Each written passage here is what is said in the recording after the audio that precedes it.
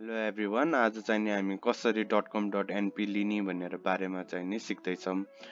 .com.np लिनको लागि चाहिँ नि पहिला सुरुमा ब्राउजरमा गएर .np भनेर सर्च गर्यौँ भने फर्स्टकै यो अफिसियल साइट आउँछ। यसमा क्लिक गरिसकेपछि युजर लगइन भन्ने छ। यहाँ अब क्लिक गरेर हामीले यदि आइडी छैन भने क्रिएट युजर गरेर फुल नेम, इमेल एड्रेस, पासवर्ड अनि कन्फर्म पासवर्ड हानेर क्रिएट एकाउन्ट गर्यौँ भने एउटा एकाउन्ट बनाउनु मिल्छ।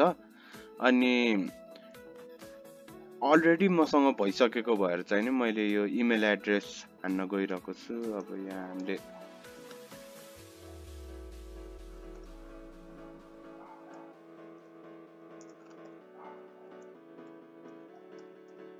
यसरी इमेल एकाउन्ट हान्ने। अब यहाँ पासवर्ड आफूले के राखेको हुन्छ त्यो पासवर्डलाई चाहिँ नि हामीले यो हानिसकेपछि साइन इन क्लिक गरेपछि यसको क्रेडेन्सियल मिलेन। अब मेरो पासवर्ड सायद केही मिसिङ थियो। हजुर, अब मैले गरेँ मैले यो। अब यहाँ चाहिँ मैले एउटा सबमिट गराइसकेको छु छन चाहिँ नि। अब यसमा भेरिफाई भएपछि चाहिँ नि यसरी मैले हालिसकेको छु। भेरिफाई भएपछि चाहिँ नि यो एक्टिभ भनेर देखाउँछ अनि एक्टिभ डोमेनमा पनि देखाउँछ। अनि यसलाई गर्नको लागि चाहिँ नि अब हामीले कुनै पनि इमेल के अरे आफ्नो नामकै चाहिन्छ है। आफ्नो नागरिकता युज गर्दै हुनुहुन्छ .com.np बनाउनको लागि भने त्यही अन्तर्गतको नाम हुनुपर्छ। अथवा अर्गनाइजेसनको लागि बनाउँदै हुनुहुन्छ, आफ्नो पसलको लागि बनाउँदै हुनुहुन्छ भने चाहिँ नि पसलहरूको अर्गनाइजेसनको चाहिँ नि एउटा रजिस्टर्ड डकुमेन्ट चाहिँ नि युज गरेर बनाउन सक्नुहुन्छ। जस्तै अब मैले यहाँ रुपेश बुढा डिजिटल मार्केट भनेर यो खोजी भने यो मैले सर्च गर्दाखेरि अब छ कि छैन भनेर देखाउँछ। ओ, छ रहेछ। अब मैले रेजिस्टरमा क्लिक गरेँ।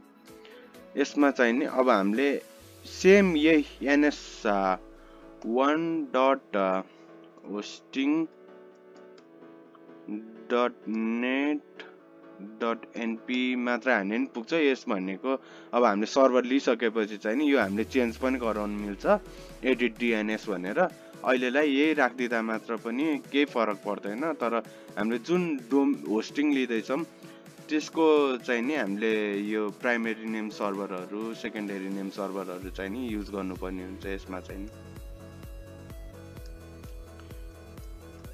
यति भइसकेपछि चाहिँ नि अब मेरो कन्ट्याक्ट डिटेलहरू, मेरो नागरिकतामा भएको डिटेलहरू चाहिँ नि मैले यसमा राख्छु।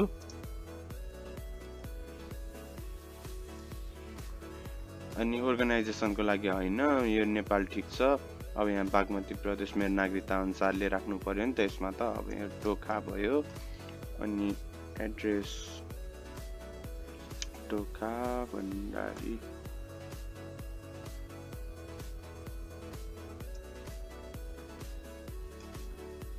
यो भइसकेपछि अब इमेल एड्रेस हाल्नु पर्यो।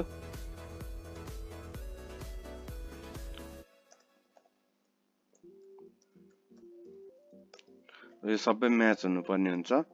अनि मोबाइल नम्बर चाहिँ नि अब यसरी मैले राखिसकेपछि यो अब एड्रेस हामीले कपी गर्छौँ। यसमा पनि सेम एड्रेस पेस्ट हुन्छ। अब सेभ एन्ड कन्टिन्यूमा जान्छौँ हामी। अनि यसको लागि चाहिँ नि मैले पहिला नै फाइल बनाइसकेको छु, रेडी गरिसकेको छु। त्यही भएर चाहिँ नि कभर लेटरमा गएर मैले चुज फाइल गरेर चाहिँ नि अब यहाँबाट चाहिँ नि अब मैले कभर लेटर बनाइसकेको भएर यसलाई ओपन गर्छु।